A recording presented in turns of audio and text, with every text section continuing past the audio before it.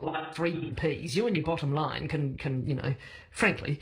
Well, look, the thing is about this party that they claim that they would support Labour on confidence and supply under certain conditions, and if Labour and New Zealand First and Mana and whoever else, Greens, have the numbers, and National says no to binding referenda, then Labour could offer it. But here's the thing, I think what John Key would do, it's quite an easy tactic on this. You say, what we'll do is have a binding referendum on whether there should be binding referendum. And we'll have it after the next election. Well, no. Now, look, where does this leave National then? If the Conservatives are starting to slip as being any kind of an option for them, they're left with what has so far proved to be the impossible, which is a majority government under MMP, or what, presuming that Winston Peters, were there to be a yawning gap between National and Labour on the actual results on the day, what, would go their way? Where does it leave them strategically?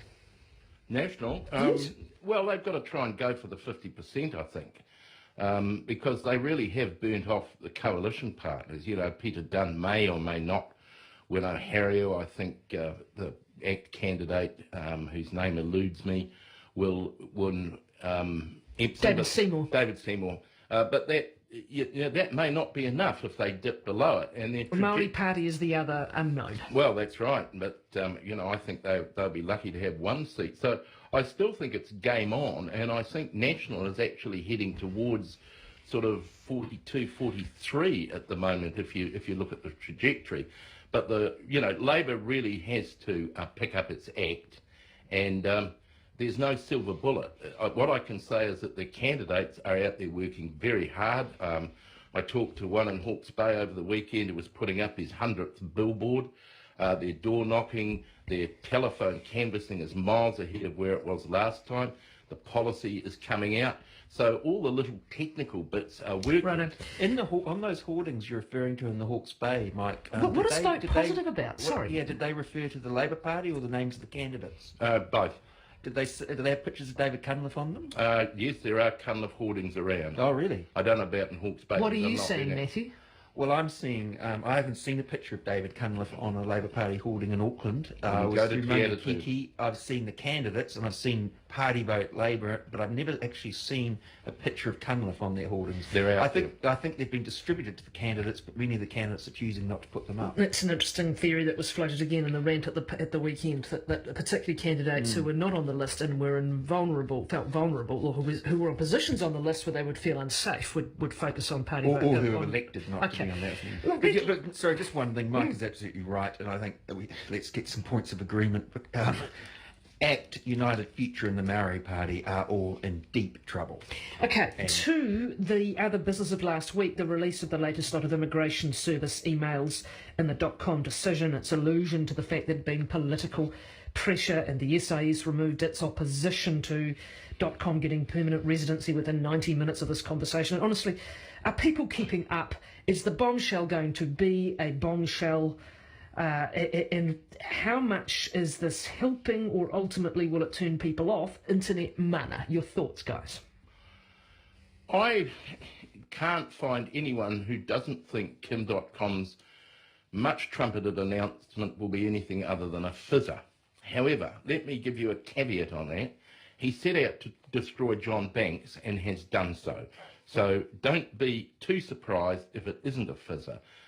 Vernon Small wrote a very good piece, I thought, in the Dom Post about this, and he favoured cock-up rather than conspiracy. I mean, certainly Jonathan Coleman knew about Kim.com. John Key's position is that he heard about him a day before the raids on the Coatesville mansion. I find that a little difficult to believe. It's in John Key's own electorate. This 7-foot, 300-pound German millionaire arrives in the most expensive house in your electorate, throws money around, and you don't know about it. But whether this is a killer blow or not, I very much doubt it. There's a whole lot of angles to this. I think the first one is, do New Zealanders want to have foreign journalists being bought out here by a foreign convicted criminal to influence our election 5 days before it? And there is a good chance that a hunk of New Zealanders will say, no, I'm not having, foreigners deciding our election in this way. In the same way that New Zealanders are proud of having an independent foreign policy, and Trevor Mallard was very effectively criticised old Don Brash for being in the American bagmen and so forth. Yes. So I'm just not sure that this distinguished far left journalist who's coming out to New Zealanders and Edward Snowden, and whether New Zealanders want people like that having this role in our electoral system. I think the key thing will be if it reveals something that for any Prime Minister would be a deep hit into their credibility or their integrity or anything else, that is its potential explosive power. That's exactly but right. secondly, when we have been talking about it, wondering about it, speculating on it for 2 months, people may well bank it, make their decision on what matters to them most and move on. The danger of this is that all leaders are surrounded by a bubble, and that bubble can pop. Now, I saw that happen most dramatically in 2002 with the Corngate interview John Campbell did. Yeah, but that was a shock. That was 9 a.m. in the morning on 9 to noon, actually, when the book hit the bookshelves, an absolute And Helen shock. Clark was deliberately set up and was furious about it. And it was not so much, I don't think, the substantial issue that hurt Helen Clark, but was her sheer anger that people saw when she was trying to run at that time a very positive election campaign. They could say nothing for hours. They had no response for hours while they tried to get to the bottom of exactly what was being referred to.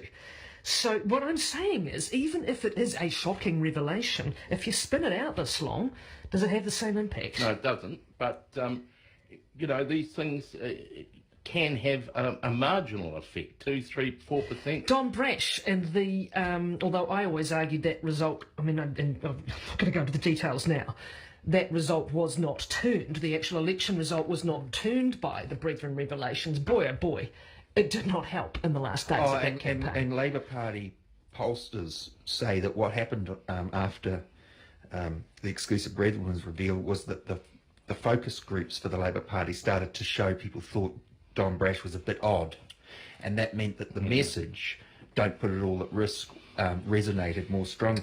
I doubt that there'll be something sufficiently explosive on all this. The Prime Minister's, some of the Prime Minister's staff were worried that maybe there was an automatic letter that had been sent to Kim.com saying, welcome to the electorate, that maybe Kim.com thought, well, that's actually John Key genuinely welcoming to the electorate on a form letter. They've been through every file. Yeah. They can find nothing. I'll tell you one thing we have learnt, though, just as an observation about PR strategy. When I do media training with people, I say, if you've got nothing to say that's going to help you because you're a victim of a conspiracy theory, or alternatively you would have to lie if you went public, then shut up, don't do any interviews, say nothing, remove the oxygen from the issue. But most people won't actually have the courage to do that.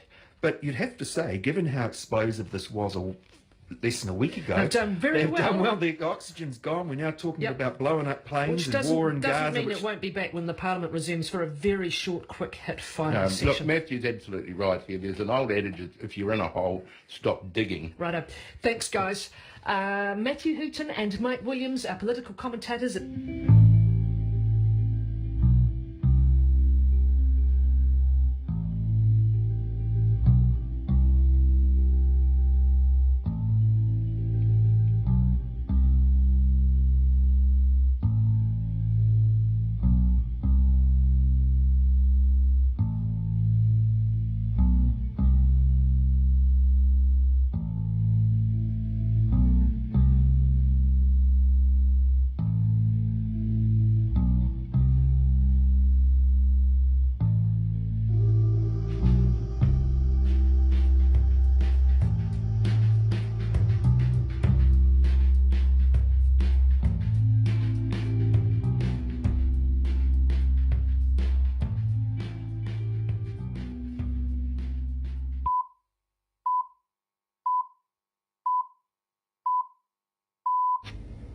Radio New Zealand International Pacific Regional News with Amelia Langford.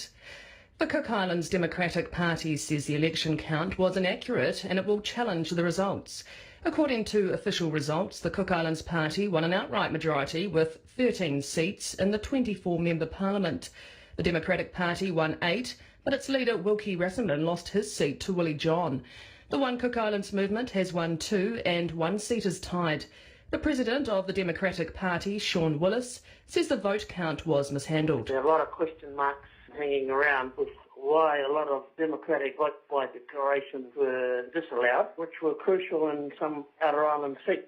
There were postal votes that were accepted after the polling day. Basically, we've lost the battle, but we haven't lost the war. There's definitely going to be petitions. Sean Willis says launching a petition costs about $5,000 and the party will have to decide in which electorates it can afford to challenge. Fiji's SEDAPA party has promised to reopen the investigation into last year's beating of 2 men, which was filmed and widely viewed on the web. Fiji police say they have closed their investigation into the incident after launching a probe soon after the video clip came to light in March last year. The police have refused to comment on their investigation despite widespread condemnation of the attacks, which was allegedly dealt out by plainclothes members of Fiji's security forces. SEDAPA's leader, Rotimimu Kipa, says the probe's closure is a massive blow to the rule of law. The party has demanded an explanation from Fiji's new police commissioner, the South African Ben Grunewald.